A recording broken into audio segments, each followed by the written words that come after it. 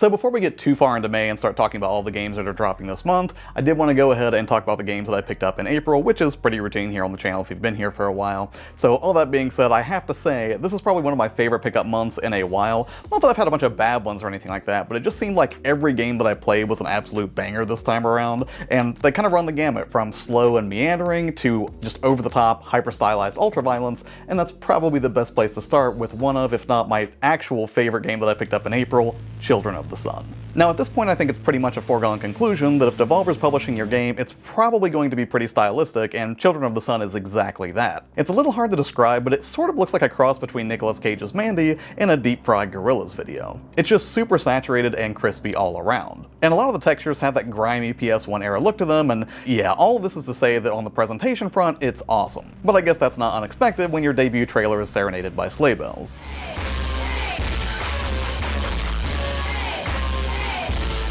The premise is that you're playing as the girl who's waging a solo war against the cult. Each stage has you guiding a single bullet through multiple targets as you stalk your way ever closer to the leader to unravel the full story about the atrocities committed by the following. And while it's Spartan in how it doles out bits of information, there are interstitial cutscenes between missions that give more insight into the cult's activities. And moving from one mission to the next is an absolute blast. The gameplay loop breaks down into 3 distinct flavors: recon, shooting, and mid-shot navigation. In each area you'll start by guiding the girl around the perimeter of the playfield and then mark targets as you find them. This is important because, again, you only get a single shot, and after you connect with your first target, you'll telepathically set your course for the next, but crucially you can't zoom in after you've fired. After surveying the landscape and locking in your first target, pull the trigger, and after you've put lead on target 1, the real fun begins as you begin weaving your bullet from one target to the next, occasionally even curving your shots to reach the next destination. It might sound straightforward, but the levels are designed such that while you might think you've got an idea of where every cult member is, you can get blindsided in a hurry by someone popping up where you didn't expect. If this happens, you might have to adjust your vicious dot connecting by ricocheting your bullet off of a car's gas tank,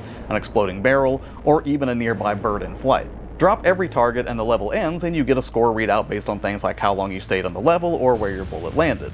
Fail to hit every target and you'll immediately be reset back to the beginning to try again. It's brutal, calculated, and thrilling when you finally find the correct target order, or when you improvise your way out of a tight spot to squeak out a victory. For example, in this stage I had an amazing recovery. I was stuck in a barn on the lower level with only one move left to make, and the target was on the floor above me.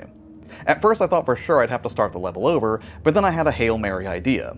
What if I shot out of this sliver of an open window here towards the sky and just hoped for the best that maybe a passing bird could let me adjust course and double back into the top floor, and you know what? That is exactly what happened. Mind you, I couldn't see the bird from my vantage point, so that part was just dumb luck, but sure enough, I was able to use my poor bird friend to reverse course and pop back in the second story window to take out the cultist up top. And in return, I got to pull off one of the biggest brain moves I've ever done in a game.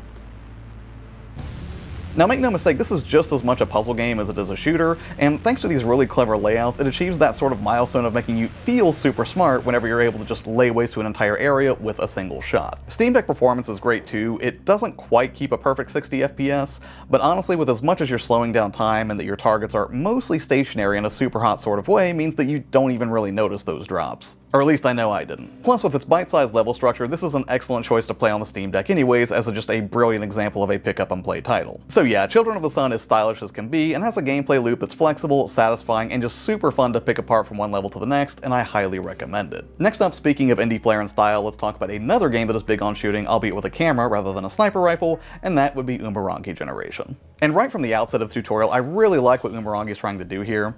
A first-person shooter where you have a camera instead of a gun that plops you into a bunch of stylized, irreverent locales with a dusting of sobering world building is an awesome idea on paper. That it only judges your photography based on content, color, and composition is a great idea, and I love that it fully embraces the idea that art is subjective and that you should really just try to get creative with your shots and have a good time. Along the way, you'll collect photo bounties for snapping shots of particular objectives, unlock new gear for your camera, and tackle bonus objectives like earning enough from your photos or recreating postcards in each level by positioning yourself on the right spot to match the photo. All in all, it's got a lot of weird creative stuff you can do, and on that merit alone, it's a fun little game to mess around with. And again, I have to commend it for driving home the point that art is subjective, and as a piece of art itself, I think it succeeds at offering a unique experience and also layering in some interesting world building on top of it as you get deeper into its levels. But unfortunately, there were a few things that held me back from really loving this game. For starters, while I've mostly enjoyed my time with Umurangi so far, I think I'm going to have to play it with a mouse and keyboard because trying to get get the controls to a place where I liked them on the deck was a bit of a chore. Eventually I found a decent community layout, but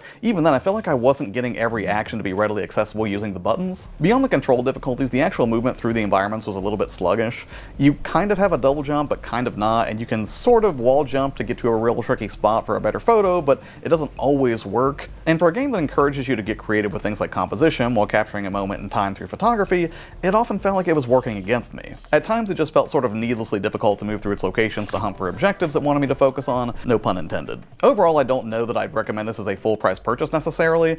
Personally speaking, I got it on sale for just a few bucks, and that's probably proof positive that it wasn't something that I took the leap on when it was full price. And maybe I'm being too harsh here and just need to give it a whirl with mouse and keyboard, but as it stands, even though I love what it's trying to do, I can't help but feel like this one needed to bake a little bit longer. I mean, maybe it's a game that'll get patched over time and be a little bit more solid, but yeah, as much as I enjoy what it set out to do, I can't say I was 100% on board with it, but still interesting if you can find it on sale, and if you're the artistic type who enjoys a game that's a little slower, more chill, and doesn't have you doing something incredibly action-oriented and adrenaline pumping, it still might be worth a look. Now, in sharp contrast, this next game is not sluggish at all, and it does carry the distinction of basically supercharging a couple of classics and combining them into a modern classic, and that would be Tony Hawk's Pro Skater 1+2 Remake. I mean, what do you even need to say about a game like this? It's a rare example of a game revival that actually worked out super well with a complete elevation of its source material. The music, visuals, speed, satisfying score-based gameplay, it's all here. If you grew up on Tony Hawk and remember how rad it was the first time you played one of those games, you 100% should grab this and play it at some point, especially if you haven't touched those games in years like I hadn't when I first got this game when it launched back on the PS4. Meaning, yes, this is another game that's so nice I bought it twice, which again is practically the highest honor I can give any video game. And while the nostalgia fuel on display here is palpable, the refinements it made are what I really love the most about Tony Hawk's Pro Skater 1 and 2 Remake. Things like more customization, a mostly complete preservation of the original soundtracks, and a variety of quality of life improvements that expand the appeal of the original. And to really drive the point home about how well the developers nailed their respect for the original while improving on it,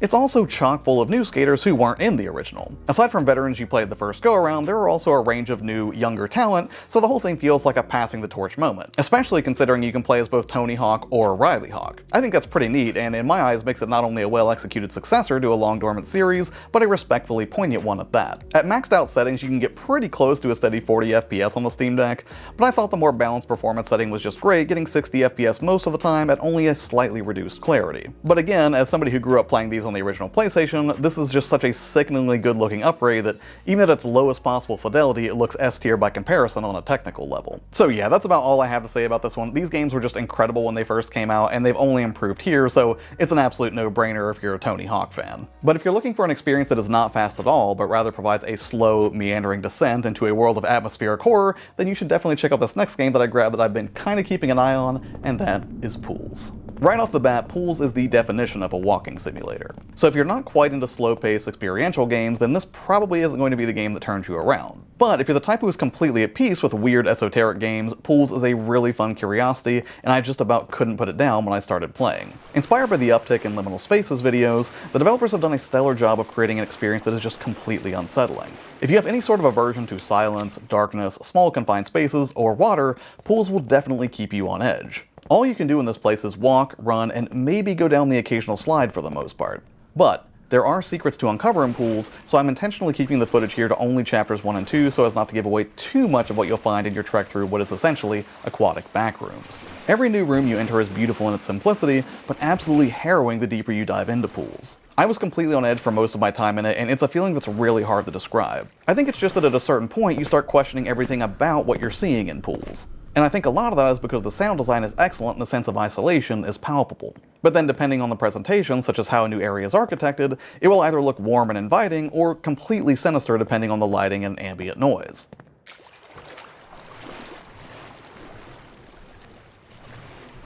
Steam Deck performance is pretty rough at the default settings, and I was seeing performance in about the 20s range for the frame rate, but after enabling FSR it got much better and I was able to get above 40 most of the time, so if you want to enjoy this one portably like you're cozied up with a good horror novel, locking the frame rate and refresh rates to 40 probably couldn't hurt. Now this definitely won't be everyone's cup of tea, but if you're the sort that loves unconventional horror and a slow burn of dread to, say, jump scares, it's at least worth checking out the demo. And finally, the last game that I wanted to highlight for my pickups is a more dynamic first-person horror experience experience, and that would be Kvark, which I'm fairly certain I'm pronouncing correctly. Kvark is an FPS set in a fictionalized 80s Czech Republic. You wake up in a prison cell inside of an underground facility that is in complete disrepair, and the deeper in you get, it's clear that this place is in a bad way and only getting worse. Navigating the compound, you'll come up against a variety of threats, from irradiated rats to terrified compound workers who are coming at you with wrenches and guns. You'll find notes and clues scattered throughout the environment that slowly start to dole out the story for you, and while I'm still only a few chapters in at this point, it's been intriguing enough to hold my interest.